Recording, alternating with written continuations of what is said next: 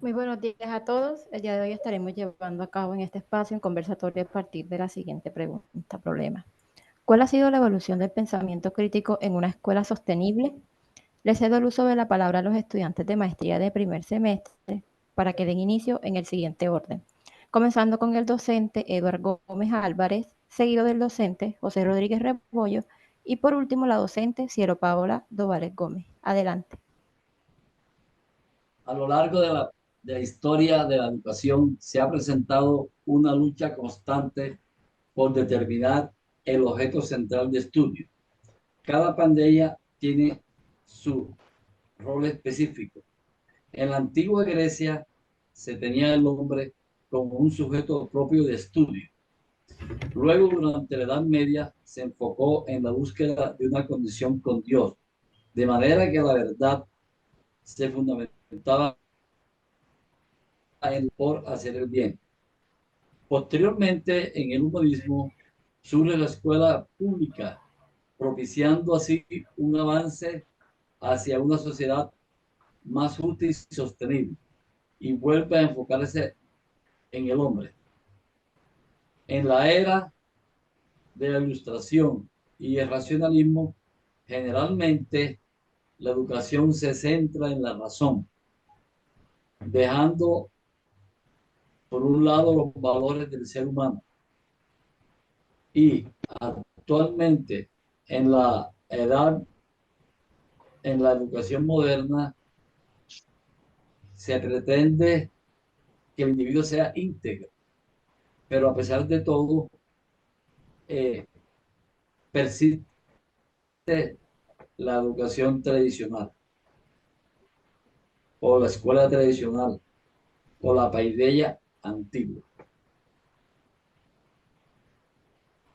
Teniendo en cuenta, profe, lo que usted acaba de comentar, podemos decir que cada paideia se constituyó con base a las cosas que eran importantes de esa época. En la antigua Grecia empezaron a mirar al hombre como un objeto de estudio. Ejemplo de ello, pues, el pensamiento de los estoicos, los cuales buscaban cultivar la virtud con la atención plena en el hombre. ¿Qué significaba esto? Que empezaron a endiosar al hombre, empezaron a ver al hombre como ese ser superior, como ese ser lleno de un todo. Y esto empieza a cambiar cuando viene la paideia cristiana, los cuales empiezan a visibilizar una ruptura con Dios y el hombre. Y tenía que haber una unificación. Pero esta unificación solamente la podíamos hacer en la búsqueda de la verdad. ¿Y cuál era la verdad? La verdad era Dios. Entonces avanzó la paideia humanista. Esta ya vino con una visión más antropocéntrica, lo cual enfocó netamente la producción de capital. Ahora bien, el hombre es desplazado en la paideia moderna. Esto se tomó como un vehículo para un Dios llamado la razón.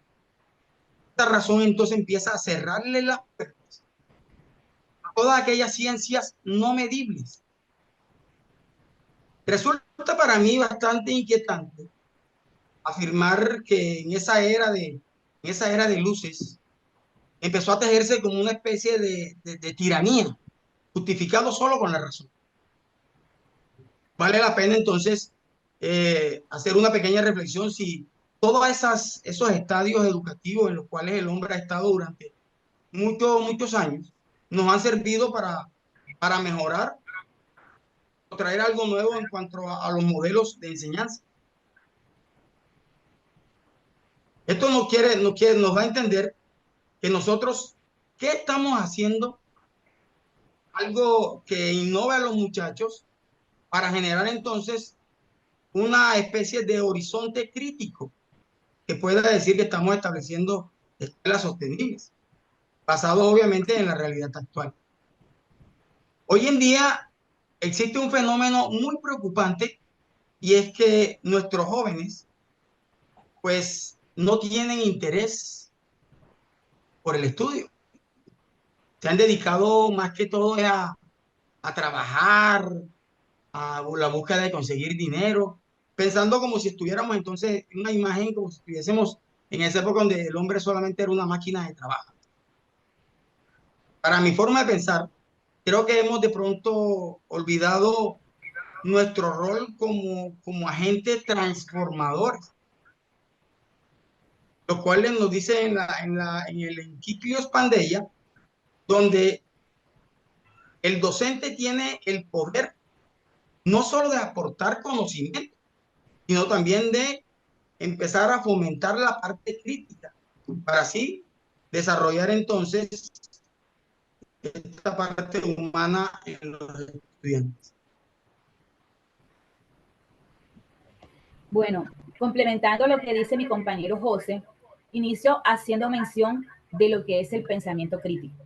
El pensamiento crítico es aquel que nos permite cuestionar ideologías y normas impuestas. O sea, tenemos todo el derecho de aceptar o no esas normas o esas ideologías, donde se genere una evolución y desarrollo mutuo de docente-estudiante.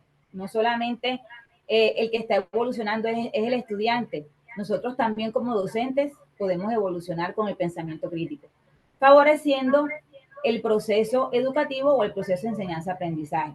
¿Cuál es el propósito de ese pensamiento crítico? Establecer si estas, ¿cuáles son estas? Las ideologías y normas son justas o limitantes para un desarrollo integral del individuo o del ser humano. Entonces, dejando de lado una imagen de un personaje superior o inferior.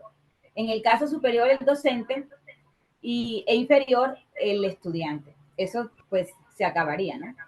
A la vez que impulsa la generación de una escuela sostenible, que es el objetivo de esto.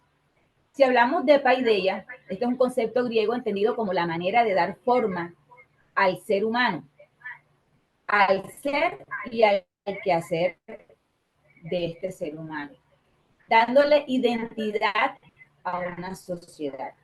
Aquí cabe resaltar lo que es el currículo, que tiene como propósito principal tener claro cuál es ese individuo que nosotros queremos formar. La paideia actual o postmoderna promueve un aprendizaje dinámico, basado en qué? En las experiencias de los niños o de los estudiantes. Eso es lo que, las experiencias es lo que van a enriquecer a estos estudiantes. Cabe mencionar a John Dewey con su corriente pedagógica, pedagogía activa, que se basa en afirmar que el aprendizaje se da a través de la experiencia. Nosotros como docentes hemos cometido un error de aplicar los modelos que fueron aplicados con nosotros, dejando de lado y sin tener en cuenta el entorno que nos rodea y la realidad social en la que vivimos. El papel de las instituciones educativas para el progreso del ser humano tiene gran impacto al lograr que el individuo se mire a sí mismo. Esto podemos evidenciarlo en la paideia griega, donde el hombre se establece como su mayor proyecto, procurando el desarrollo de hábitos enriquecedores. Posteriormente a la paideia griega, nosotros podemos hablar del cristianismo o la paideia cristiana, donde el hombre, agobiado por esa separación que hay entre él y Dios, él comienza a buscar esa conexión otra vez con su creador. En él se genera una imagen imperfecta de sí mismo. Y esto es lo que él busca, lo que lo impulsa a buscar a Dios. Podemos ver cómo poco a poco estos pensamientos y sucesos van orientados al hombre a mejorar como ser social e individual. A través de la paideia humanística, aquí se centra en sí mismo, o sea, en la paideia humanística. El individuo se centra, una vez más, se centra en sí mismo y crea la escuela pública subsidiada por el Estado, algo que es a favor porque ya la educación no es solamente para unos cuantos, ¿verdad? Sino para otros. A pesar de los avances significativos de la educación, viendo que ya no es para unos pocos, en la era de la Ilustración, el hombre, en vez de salir de la oscuridad, se enceguece al poner la razón como su valor principal.